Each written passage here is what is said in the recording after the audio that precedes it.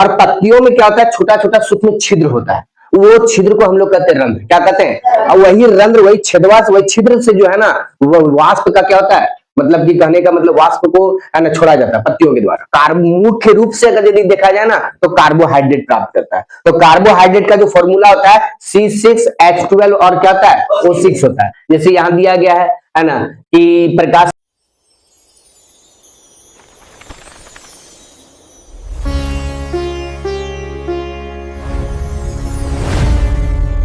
तो कल कहां तक पढ़े थे हम लोग? परजीवी, मृतजीवी और तीसरा क्या था, प्राणी संपोषण। क्या था? प्राणी संपोषण। तो प्राणी संपोषण हम लोग उसको कहते हैं, यानी वह पोषण है ना जिसमें जीव भोजन का क्या करता है, अंतर्ग्रहण करता है। भोजन का क्या करता है, अंतर्ग्रहण करता है, और भोजन को अपने शरीर के अंदर ही क्या करता है, पचाता है। उसको कहते हैं क्या, प्राणी संपोषण। ठीक है, जैसे यहाँ दिया गया है कि वह पोषण जिसमें जीव अपना संपूर्ण भोज्य पदार्थ मतलब क्या, भोजन है ना, को अंतर्ग्रहण करता है तथा उसका पाचन शरीर की क्या करता है, अंदर ही कर लेता है, उसको क्या कहते हैं, प्राणी संपोषण। क्या कहते हैं, प्राणी संपोषण। ठीक है, अब इसके अंतर्गत आ गया जैसे अमीबा। अमीबा जो है भोजन का ग्रहण जो है अपने शरीर के अंदर करता है, आए समझ में ना। और अमीबा एक ऐसा जीव है जो कि अपना आकार जो होता है ना हमेशा क्या करते रहता है, बदलते रहता है। उसका एक कोई शेप नहीं है, वो अब समय समय पर है ना जहां जैसा रहता है उसके अनुसार से वो अपना आकार को क्या करता है, चेंज करता है। बात समझ में आया बात को? अब उसके बाद मनुष्य, ये भी हम लोग में भी यही चीज होता है, भोजन का हम लोग अगर यदि ग्रहण करते तो पूरा अंतःकरण शरीर के अंदर जाता है कि नहीं जाता है। और इसके अलावा फिर क्या करते हैं कि हम लोग उसको क्या करते हैं, हमारे शरीर में ही भोजन का क्या होता है, पाचन होता है। और इस तरह का जो कोई भी जीव अगर यदि ऐसा करता है तो वो सारा कहलाता है क्या, प्राणी संपोषण। क्या कहलाता है, प्राणी संपोषण। अब है ना वाष्पोत्सर्जन। अब हम लोग पढ़ेंगे पौधों के बारे में थोड़ा सा। ठीक है, क्या पढ़ेंगे, पौधों के बारे में। इससे पहले जो अमीबा में जो पोषण जो होता है, मनुष्यों में जो पोषण होता है, वो क्रिया को हम लोग आगे पढ़ेंगे अच्छा से। ठीक है, पूरा जैसे देगा अमीबा में पोषण की विधियों का वर्णन करे, मनुष्यों में पोषण की विधि का वर्णन करे, तो उसमें जो जो क्रिया होता है पाचन का से रिलेटेड वो सारा चीज आगे पढ़ेंगे। तो अब है हम लोग का क्या, वाष्पोत्सर्जन। क्या है, वाष्पोत्सर्जन। अब कहते हैं वाष्पोत्सर्जन किसको कहते हैं, इस बात को ध्यान देना। यानी पौधों में पत्तियों के द्वारा वाष्प को छोड़ने की प्रक्रिया को क्या कहते हैं, वाष्पोत्सर्जन।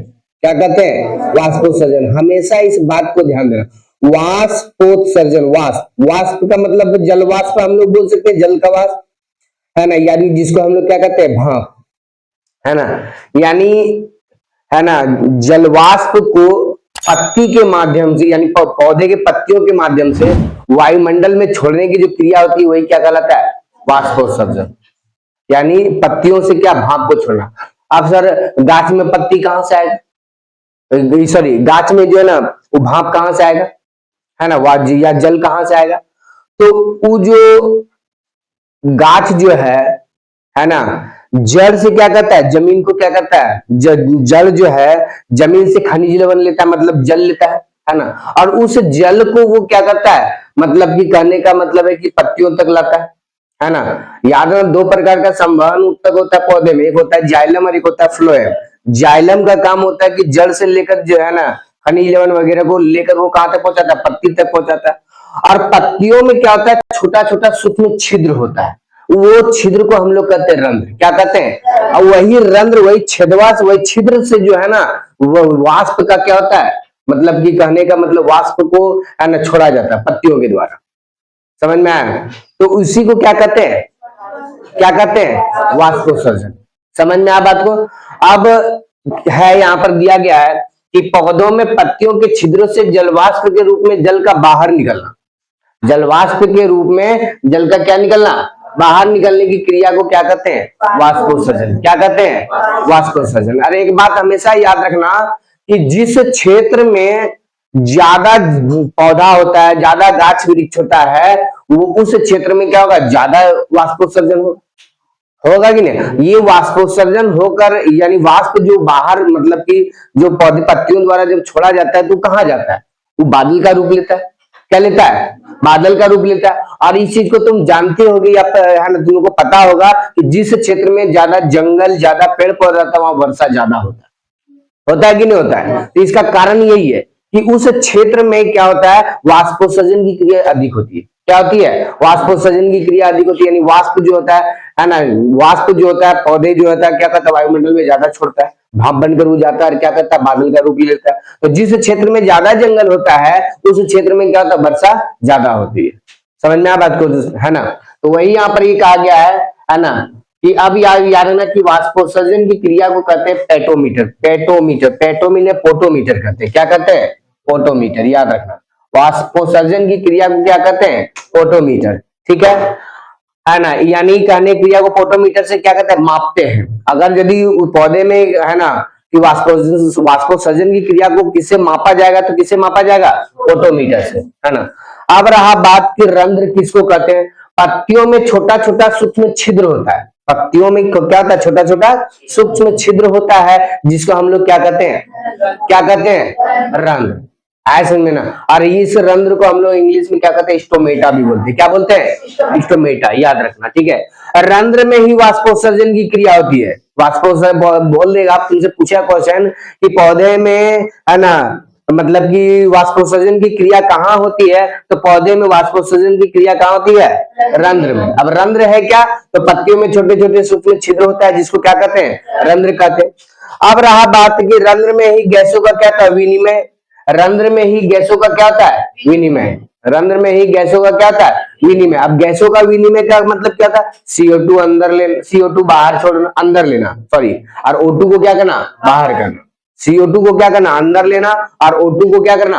बाहर करना, है ना? तो ये सारा जो क्रिया जो कहलाएगा, है ना, ये किसके अंतर्गत कराएगा? रंध्र के अंतर्गत होता है। किसके अंतर्गत होता है? रंध्र के अंदर। अब रहा बात प्रकाश संश्लेषण की प्रक्रिया। किसको? प्रकाश संश्लेषण की प्रक्रिया। अब प्रकाश संश्लेषण की क्रिया किसको कहते हैं?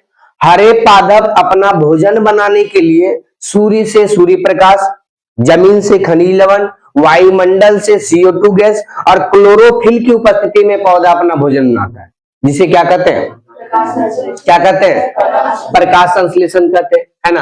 अब प्रकाश संश्लेषण की क्रिया के फलस्वरूप पौधे क्या प्राप्त करता है, तो मुख्य रूप से अगर यदि देखा जाए ना, तो कार्बोहाइड्रेट प्राप्त करता है। तो कार्बोहाइड्रेट का जो फॉर्मूला होता है C6H12 और क्या होता है? O6 होता है। जैसे यहां दिया गया है ना, कि प्रकाश संश्लेषण की क्रिया के फलस्वरूप पौधे क्या प्राप्त करता है? C6H12O6। तो C6H12O6 क्या है? कार्बोहाइड्रेट है, या फिर उसको ग्लूकोज भी बोलते हैं, दोनों एक ही चीज है ना? इसका हम ब्रैकेट में लेते, कार्बोहाइड्रेट थोड़ा ऊर्जा भी प्राप्त करता है ना, कार्बनिक पदार्थ भी प्राप्त करता है, ग्लूकोज भी प्राप्त करता है ना? ये सारा चीज जो है ना, प्रकाश संश्लेषण की क्रिया के द्वारा पौधे को क्या होता है? ग्रहण, यानी ये सब चीज प्राप्त करता है। समझ में आ बात को? अब इसके आगे का जो कहानी, इसके बाद का जो बात है ना, जिसमें कि प्रकाश संश्लेषण के द्वारा पत्ती में कच्ची सामग्री क्या क्या प्राप्त करता है, वो सारी चीज अब अगला क्लास में पढ़ेंगे। ठीक है?